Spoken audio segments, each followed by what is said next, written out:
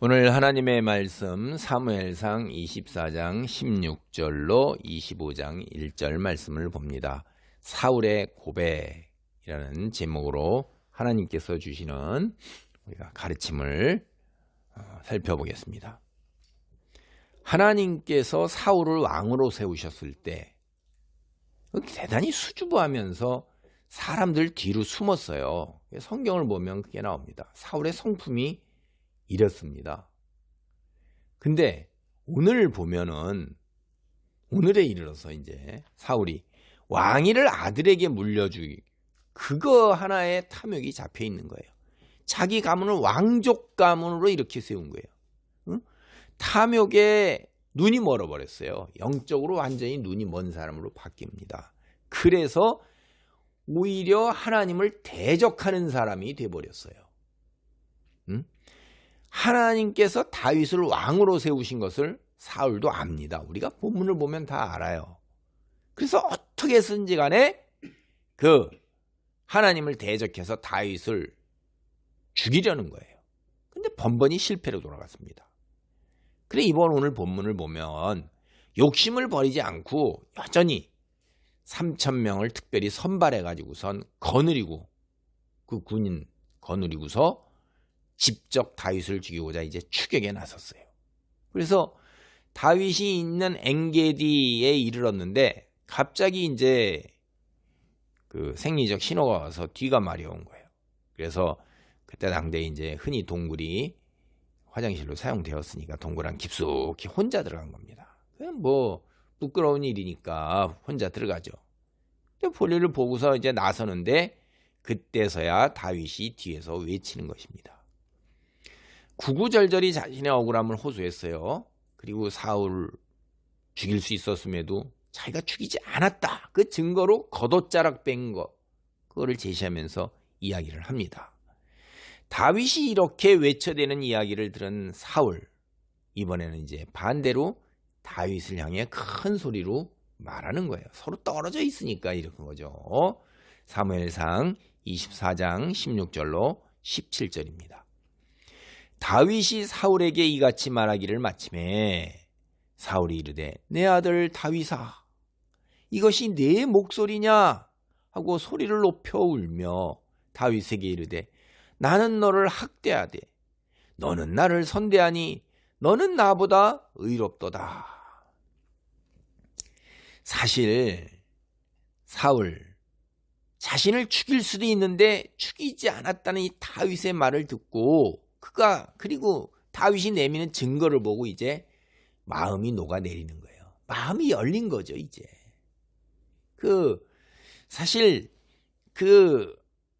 부끄러운 일을 볼일 보는 게 뭐 그렇게 내놓을 만한 게 아니잖아요. 부끄러운 일인데 그거를 숨어서 다 들켰잖아요.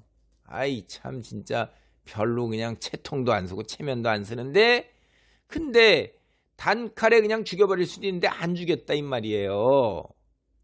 이게 참 복잡한 겁니다. 심정이. 사울이 그래서 다윗을 부르는데 뭐라고 부르냐면 내 아들 다윗아 이렇게 부르는 거예요.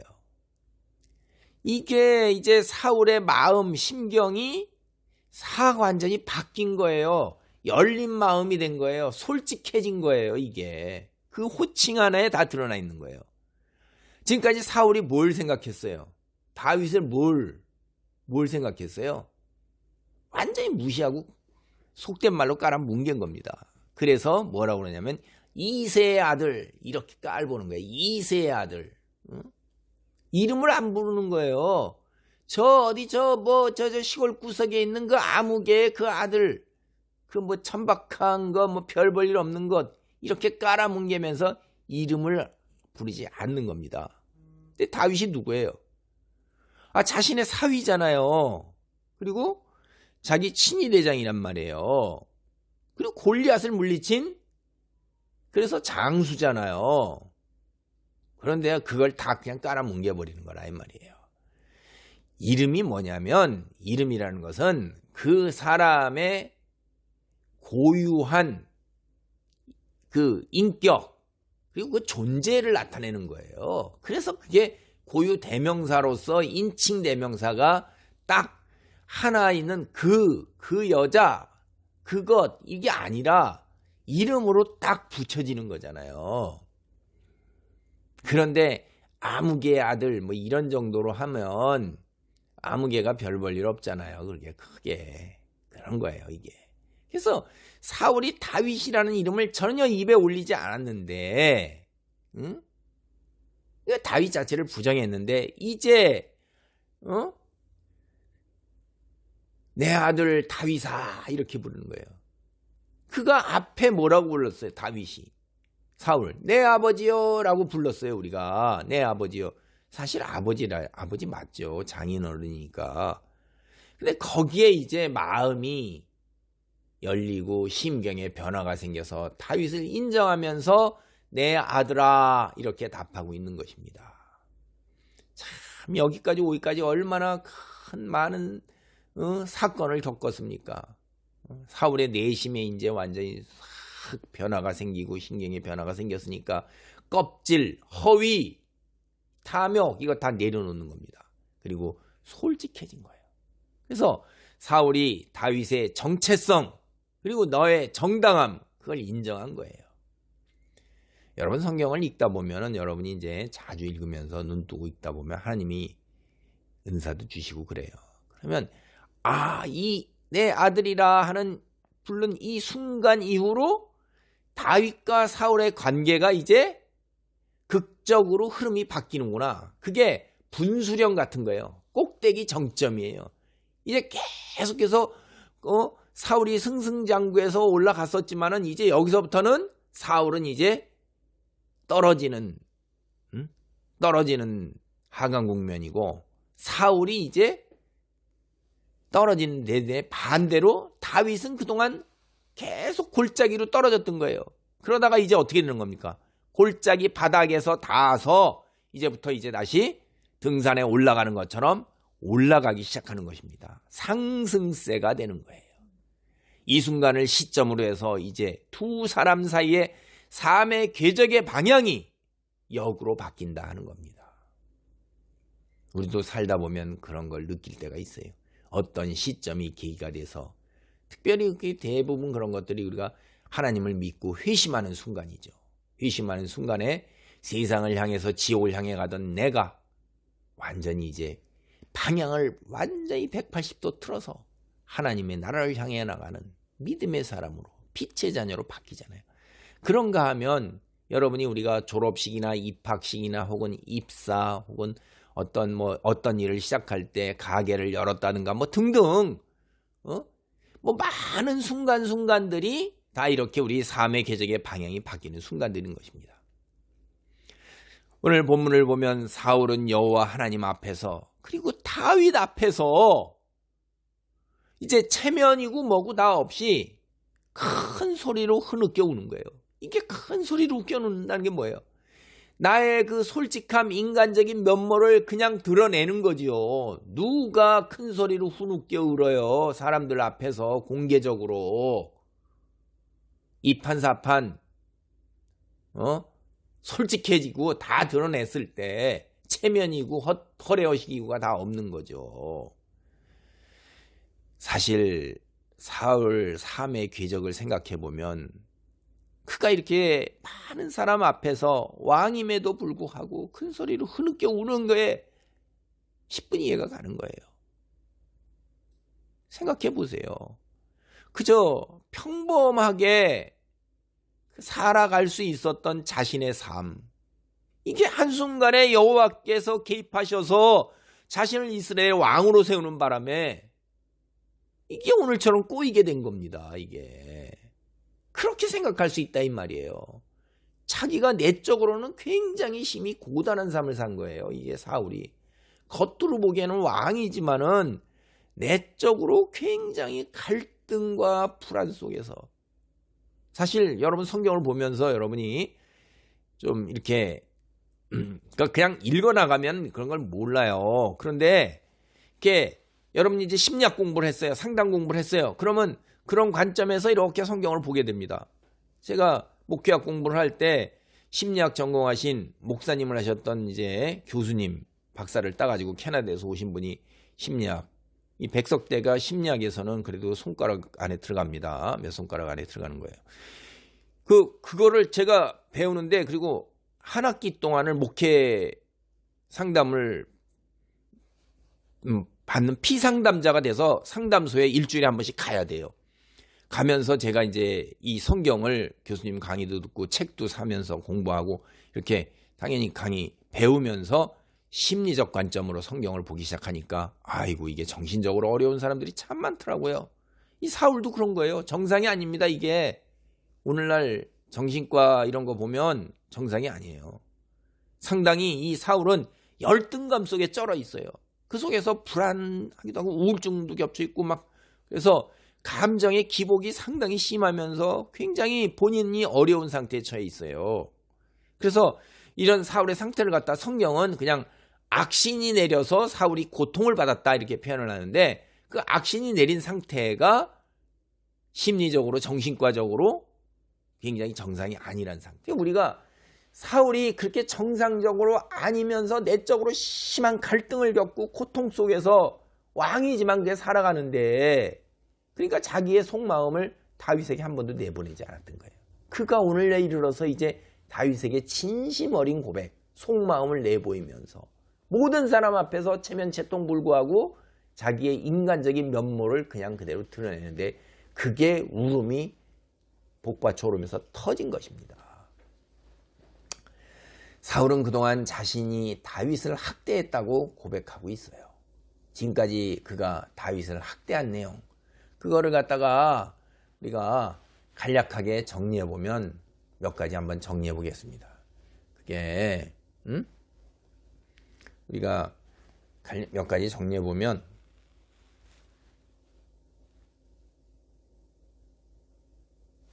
첫째, 창을 던져 이제 다윗을 죽이려 한 거예요. 사무엘상 18장 10절로 11절을 보면 사울이 죽인 자는 천천히요 다윗은 만만이로다 하는 이스라엘 여인들의 노래가 나와요. 이걸 듣고 사울이 대단히 불쾌하게 생각했어요. 그래가지고서 그 이튿날에 다윗을 벽에 박고자 해서 2번씩이나 창을 던졌는데 다윗이 피한 것입니다. 왕이 늘 창을 지니고 있다는 것 자체도 벌써 이게 정신적으로 안정이 안 된 거고, 이게 사실 골리앗을 그 오랫동안 괴롭히던 골리앗을 물리쳤으면 그런가 보다 이래야 되는데, 그 밑에 있는 사람이 자기보다 더 잘난 거를 감당을 못하는 이 불안하고 열등감, 왕이면서도 자기 휘하의 부하가 자기만 못해야 돼요? 그 잘 부려야 되는 거잖아요, 밑에 부하들을. 이게 이제 열등감, 이게 정신적으로 건강하지가 않은 거죠. 19장 8절로 10절에 보면 비슷한 사건 또 나와요. 이게 벌써 성경만 해도 2차례나 나온 거예요. 같은 일이 이렇게.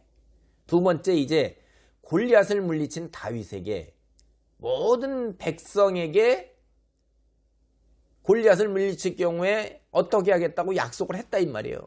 그걸 전혀 이행하지 않는 거예요. 그리고 꼴 보기 싫어가지고선 눈앞에 띄지 않도록 궁정에서 내쫓아가지고 천부장으로 좌천시켜버리는 거예요. 사무엘상 17장 25절을 보면 골리앗을 죽이는 사람은 왕이 제물로 부하게 하고 그의 딸을 주고 가문의 세금을 면제한다고 약속을 했어요. 하도 힘들고 누가 나서질 않으니까 그렇게 엄청난 상을 내건 겁니다, 이거. 그렇죠? 졸지에 왕의 사이가 되면서 엄청난 부자가 되면서 평생 동안 세금도 안 내는 거예요. 자기뿐만 아니라 자기의 집안 다 그냥 가문이. 다윗에게 약속을 안 지킨 거예요. 공수표 날린 겁니다.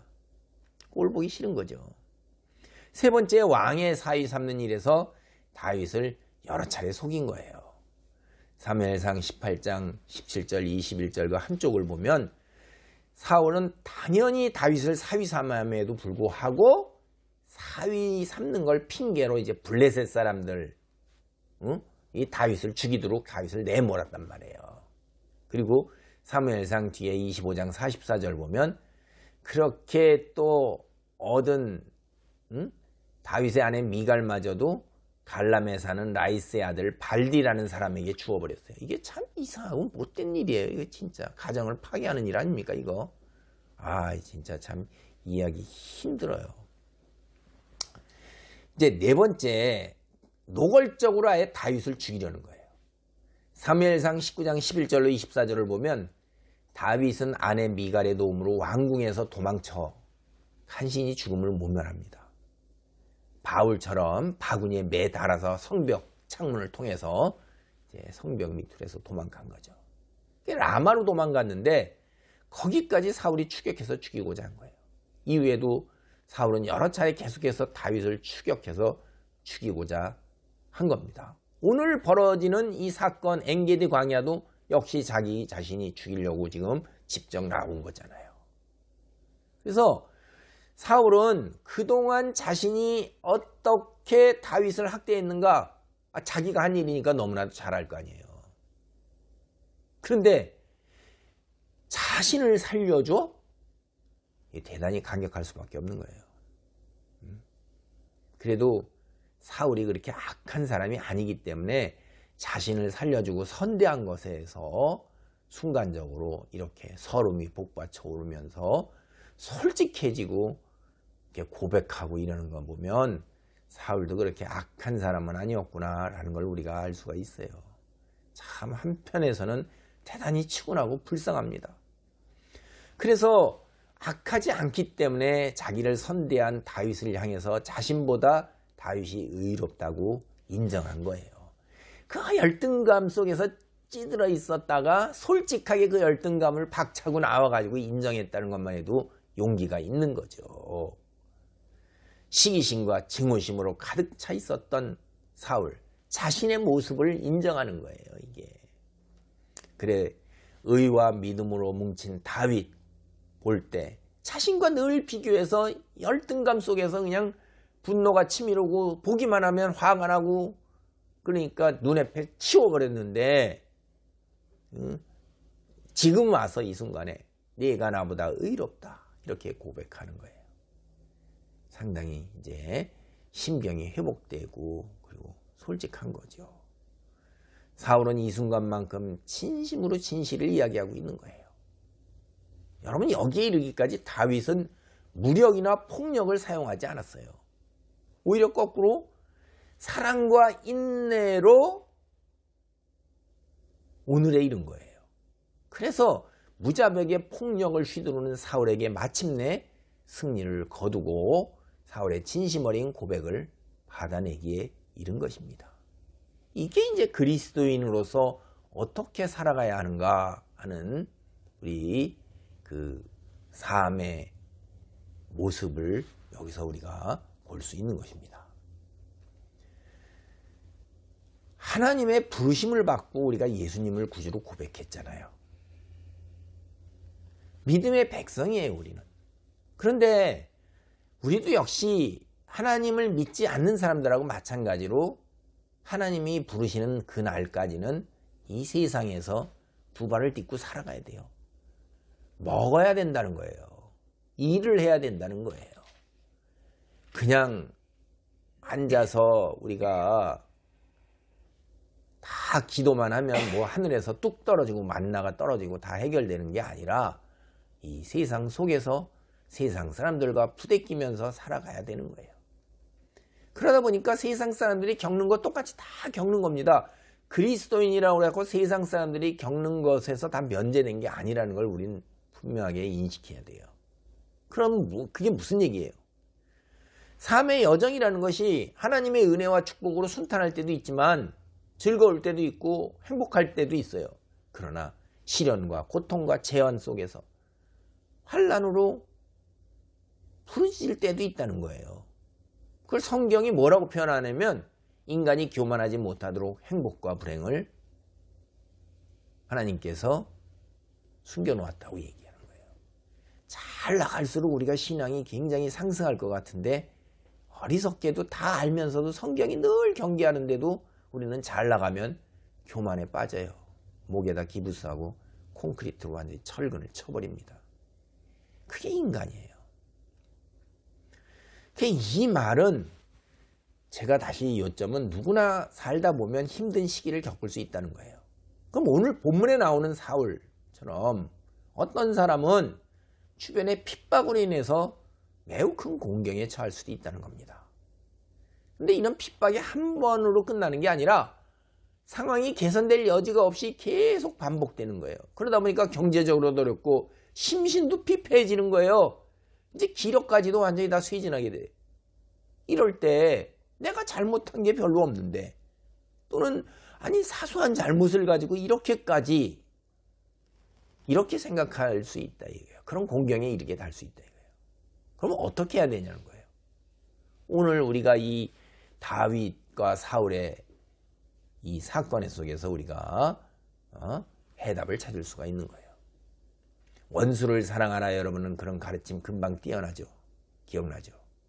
이거 맞는 말이에요. 근데 제가 하고 싶은 말은 원수를 사랑하라는 게 지식이나 관념이거든요.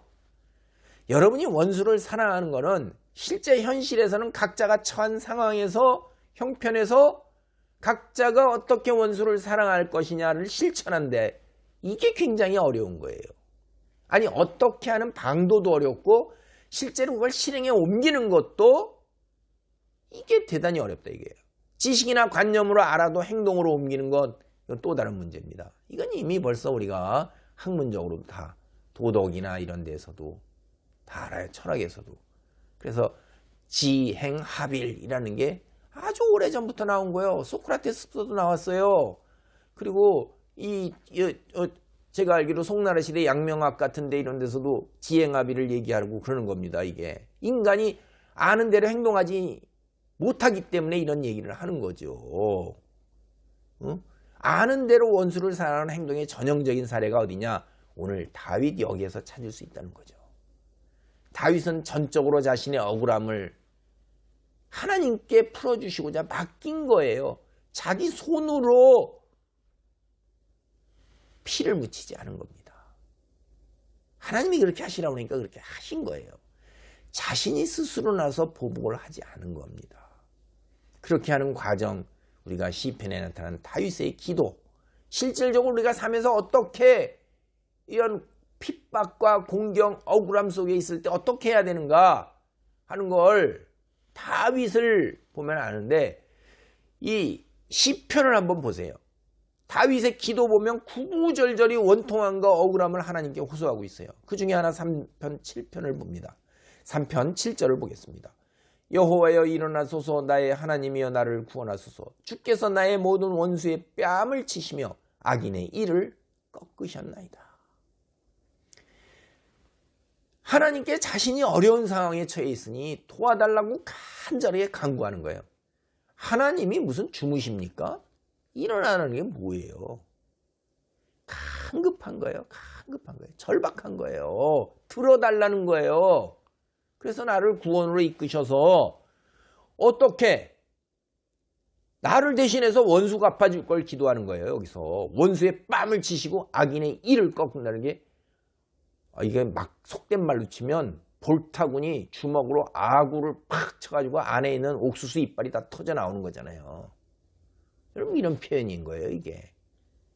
여러분은 원수를 사랑하라 간념적으로 이렇게 하는데 어떻게 이런 기도를 할 수 있느냐? 주께서 자신을 대신해서 원수를 갚아주시는 이런 거를 기도를 할 수 있느냐? 기도할 수 있어요. 기도해야 되는 거예요. 악인을 향해서. 여러분이 뭐 원수를 사랑했다고 내가 감당도 못하는데 그저 그냥 원수를 사랑한다고? 여러분이 예수 그리스도의 경지에 이르는, 성인의 경지에 이르는 사람은 소수입니다. 그렇게 하다 여러분 화병 걸리고 심리적으로 미쳐요. 억울함을 하나님께 다윗처럼 호소해야 되는 거예요. 내가 무엇이 억울한지, 내 억울함을 어떻게 하나님이 갚아줄 거는 구구절절히 호소해야 되는 거예요. 또 한편 보겠습니다. 시편 5장 9절로 10편입니다. 5편 9절로 10절입니다. 그들의 입에 신실함이 없고 그들의 심중이 심히 약하며 그들의 목구멍은 열린 무덤 같고 그들의 혀로는 아첨하나이다. 하나님이여 그들을 정죄하사 자기 꾀에 빠지게 하시고 그 많은 허물로 말미암아 그들을 쫓아내소서. 그들이 주를 배역하나이다. 이게 악인이 어떤 악을 행했는가 하는 것을 아주 구체적으로 일일이 하나님께 구하고 있는 거예요. 여러분이 얼마나 어렵고 힘든 상황을 그런 상황에서 무엇이 얼마나 억울하게 내가 핍박받는지를 하나님께 미주알 고주알 알아야 되는 거예요. 선한 척하지 마세요. 착한 척하지 마세요. 감당도 못하면서. 그거 가식입니다. 여러분이 성인의 반열에 오를 수 있어요? 동양 철학에서도요. 소수라고 그래요. 태어날 때부터 가지고 있는 거예요. 여러분이 예수 그리스도나 12사도를 더한 12사도 다 도망갔는데 성인 성자 반열에 오를 수 있어요?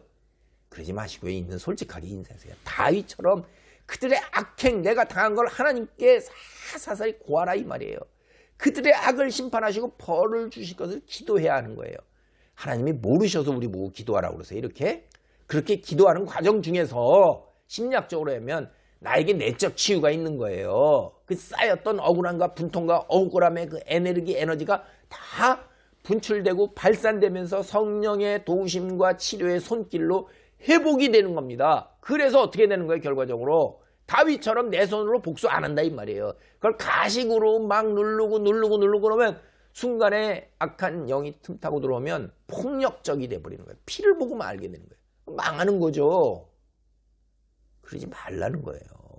제 얘기는 자신의 억울함 그거 다 미주알 고주알 아래고 그리고 그걸 풀어주신단 말이에요. 어떻게 풀어주시냔 말이에요. 악인 그 행위대로 벌하시고 자신을 구원해 줄 것 그거 자기 꾀에 빠지고 그만 허물로 그들을 쫓아내소서. 하나님 내 눈에서 치워주셔서 내가 관계하지 않도록 도와주시옵소서. 하나님께 기도해야 되는 거예요. 그 하나님이 하시잖아요. 하나님이. 오늘 우리는 다윗을 따라서 이러한 기도를 드릴 필요가 있는 거예요. 그리고 우리 손으로 원수를 갖거나 처벌할 수 있는 능력이 있어요. 내가 그런 형편이 있어요. 그런다 할지라도 그렇게 해서는 안 돼요. 하나님께서 우리를 대신하여 심판해 주실 걸 간구해야 되는 거예요. 응? 사실 이게 제가 쉽게 말은 하지만 원수를 사랑하라 누구나 쉽게 말하죠. 근데 원수 사랑하지 못하거든요. 실제로 답답해서 드리는 거예요. 성경은 어떻게 하냐 원수를 사랑하는 거를. 철학에서도요. 우리가 원리적인 이야기를 많이 합니다. 근데 그 원리적인 이야기가 다 각자 처한 형편에서 어떻게 행동할 건가는 각자의 분별력과 지혜를 가지고 따라야 되는 거예요. 그 원리에 어긋나지 않는지는. 대단히 어려운 일이죠. 그게. 얼마나 공부를 해갖고 얼마나 해야 돼요. 그리고 진실이 무엇인지를 알기 어려운 상황에서. 우리는 그걸 근데 가지고 있어요. 다윗을 따라 기도를 드리세요. 성령의 역사로 마음이 평안해집니다. 그리고 이제 다윗처럼 현실은 바뀐 게 하나도 없어요. 기도 응답에 대한 하나님께서 해주실 거라는 확신으로 하나도 현실이 바뀐 게 없고 여전히 상황은 똑같은데 우리는 이제 마음이 평안해지고 단잠을 자게 돼요. 이게 세상과 다른 거예요. 그리스도인이. 이런 삶의 모습, 세상 사람과 구별된 거룩한 그리스도인의 삶의 모습이라는 것입니다. 세상 사람들이 볼 때 이해가 안 되는 거예요. 저런 상황에서 어떻게 쟤는 저렇게 얼굴이 변할까? 별로 수심이 없어. 얼굴이 밝어. 때로 쟤 봐. 정말 저런 어려운 환경에 처한 사람 같아? 어떻게 감사가 나오지? 이런 거예요. 세상 한순간에 지나가는 겁니다. 끝이 보이는 거예요. 끝이 없는 사람은 절망이죠. 우리는 끝이 있고 그 끝에는 우리를 기다리는 영화와 상급이 있는 겁니다. 하나님의 공정한 심판이 있어요. 이거 우리 힘으로는 불가능한데 하나님께서 역사하시면 가능하게 되는 겁니다. 사무엘상 24장 18절로 19절입니다. 내가 나 선대한 것을 오늘 나타냈나니 여호와께서 나를 내 손에 넘기셨으나 내가 나를 죽이지 아니하였도다. 사람이 그의 원수를 만나면 그를 평안히 가게 하겠느냐? 내가 오늘 내게 행한 일로 말미암아 여호와께서 내게 선으로 갚으시기를 원하노라. 사울은 이 고백에서 자신이 여호와 하나님을 대적하고 있는 것을 시인한 거예요. 여호와께서 나를 내 손에 넘기셨으나 그렇죠. 이 고백을 토해내는 사울의 심경 한번 생각해 보세요. 자신이 하나님께 버림받은 것에 대한 탄식도 있고 원망도 있고 기가 막힌 거예요. 다윗에 대한 열등감에 쩌드는 그 마음과 시기와 증오, 지금 현실에 자기 꼬인 것, 자식까지도 다 자기를 배반하죠. 이 부족함 그리고 수치스러움, 이거 엄청나게 복잡한 감정이 지금 휘몰아치고 있는 거예요. 휘몰이치는 거예요, 이게. 그리고 현실에서는 모든 우월함을 지녔어요. 그런데 도망자 다윗 하나를 죽이지 못해요. 왕으로. 자신보다 하나님을 의지하는 대단한 믿음을 지닌 다윗. 부러움도 함께 솟구쳐 오르면서 무엇라 말할 수 없는 온갖 감정의 그 소용돌이가 막 휘몰아치는 거예요. 그러면서 이제 자신과 다윗을 비교하며 자신의 푸른 다윗의 앞날의 서광, 이것까지도 주마등처럼 스쳐 지나갔을 거라는 생각이 듭니다. 저는. 그래서 사울은 이 순간만큼 다윗에게 아주 진실했던 거예요. 자신에게 선을 베푼 다윗에게 여호와의 이름으로 축복을 빌어 준 것입니다. 사무엘상 24장 20절로 21절입니다. 보라, 나는 내가 반드시 왕이 될 것을 알고 이스라엘 나라가 내 손에 견고히 설 것을 아노니 그런즉 너는 내 후손을 끊지 아니하며 내 아버지 집에서 내 이름을 멸하지 아니할 것을 이제 여호와의 이름으로 내게 맹세하라 아니라. 사울도 요나단처럼 다윗이 이스라엘의 왕이 되라는 걸 알았어요. 우리가 이미 사무엘상 23장 17절 보면 요나단이 다윗에게 그랬잖아요. 내 아버지도 내가 왕이 될 것을 안다 이렇게 했는데 이걸 이제 사울의 입으로 직접 듣는 거예요. 다윗이 왕이 된다면 어떡할 것 같아요? 사울 생각에. 요나단도 그거를 갖다가 염려했던 거예요. 여러분, 박해받은 사람이 원수 같지 않아요? 그거? 왕인데 1인자인데 당연하다는 거예요. 그거 이상할 게 하나도 없는 거예요. 세상 사는 다 그런 거죠. 뭐. 그러니까 요나단이나 사울이 다 특별히 요청하는 거예요. 보복하지 말아달라. 그리고 그거를 거듭 확인하기 위해서 단단하게 다짐받기 위해서 맹세해달라고 그러는 거예요. 다윗에게 자비를 구하는 거죠. 지금 현실에서 누가 누구에게 자비를 구해요? 기가 막힌 일이 벌어지는 겁니다. 사울이 왕이고 군사를 거느리고 있어요. 다윗은 도망자예요. 그런데 거꾸로 사울이 다윗에게 자비를 호소하잖아요. 제발 내 후손을 끊지 말고 내 아버지 집에서 내 이름을 멸하지 말아달라. 맹세해달라. 여러분이 이 글을 읽을 때 어떻게 느껴야 돼요? 앞에 제가 명칭 문제에서도 말씀드렸죠. 하나님의 성경을 보는 분별하는 안목을 가지게 된다면 여러분이 다윗이 승승장구하는 상승기로 접어드는 신호탄이구나 이것이. 현실에서 왕인 자신이 왕인 자기가 현실에서 거꾸로 도망자에게 자비를 호소하고 맹세해달라고 그러는 거잖아요. 앞서 내 아들아라고 부르는 순간이 다윗의 정체성과 정당성을 인정하는 그 순간이라면 지금 다윗에게 자비를 간구하는 이 순간 완전히 이제 전세가 역전된 것을 알리는 순간인 것이에요. 후손의 보존, 이름 보존 사실 같은 요구예요. 이거는 같은 내용을 거듭해서 왜 얘기하냐 이거예요. 성경은 진실로 이런 말 똑같이 두 번씩잖아요. 확실하게 못 박는 겁니다. 그것이 틀림없다는 거예요. 사울 역시 요나단처럼 다윗에게 맹세를 요구한 거예요. 안전에 보장받기 위해서 확실하게 못 받고자 원한 거예요. 사무엘상 24장 22절입니다.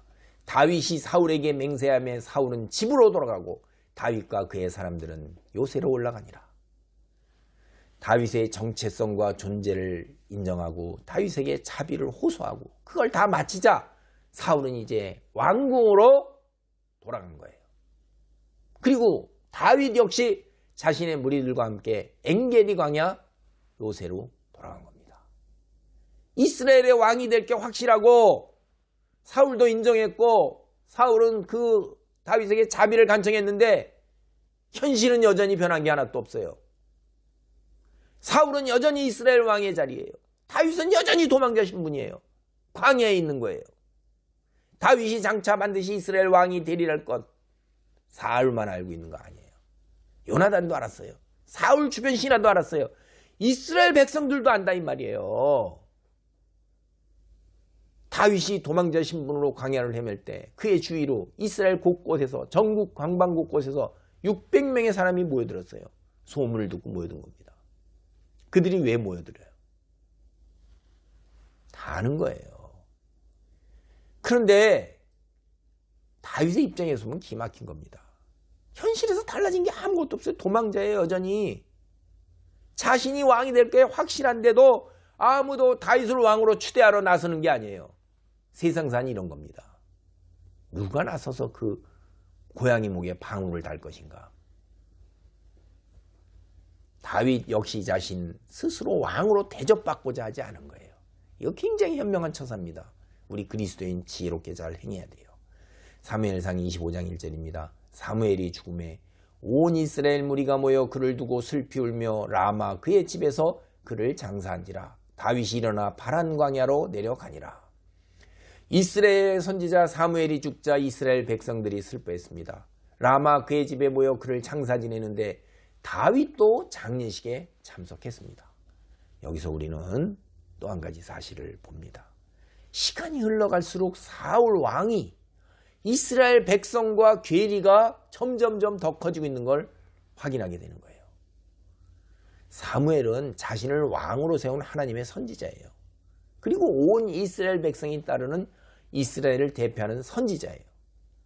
우리가 인간적으로나 혹은 신앙적으로나 아니 이스라엘 백성의 여론을 볼 때 다 관두고더라도 왕이 다스리는 통치하는 그런 예법 뭐 이런 것들을 볼 때 그러니까 이모저모 다 따져봐도 이스라엘 왕은 당연히 사무엘의 장례식에 참석해야 되는 거예요. 근데 참석하지 않았어요. 대단히 잘못된 것입니다. 사울이 이스라엘 왕으로 할 일을 하지 않자 그 자리에 다윗이 백성들과 함께 했습니다. 다윗은 현실에서 왕이 아니지만 실제적으로는 왕의 역할을 하고 왕의 기능을 하고 있는 거예요. 다윗은 사무엘의 장례식에 참석한 다음에 라마를 떠나서 바란 광야로 갔습니다. 바란 광야는 시내반도의 북동쪽인데 이게 여기 라마보다 매우 먼 남쪽이에요. 바란 광야 우리가 출애굽기를 보면 이스라엘이 시내산을 떠나 향한 곳이에요. 이스라엘의 영적인 기둥이었자 킹메이커 사무엘 그를 떠나보낸 다윗이 이제 시내산을 떠나서 가나안 땅을 향해 나가는 이스라엘처럼 인생 여정을 이제 홀로 서서 새롭게 시작해야 되는 거예요. 다윗이 사울의 뒤를 이어 왕이 될 것을 예언한 내용 이게 이제 다 이루어진 것입니다. 사실은 이 단락에서부터 신분이 이제 왕으로 올라가는 길만 남은 거예요. 그래서 사무엘은 세상에서 소임을 다한 것입니다. 그래서 하나님께서 부르신 거예요. 다윗은 이제 한 가닥 신락 같은 희망, 사울과 자신의 사이를 조정해 줄 사무엘마저 없는 세상에서 그저 묵묵하게 하나님의 때를 기다리면서 고독하게 새로운 발걸음을 내디뎌야 하는 거예요.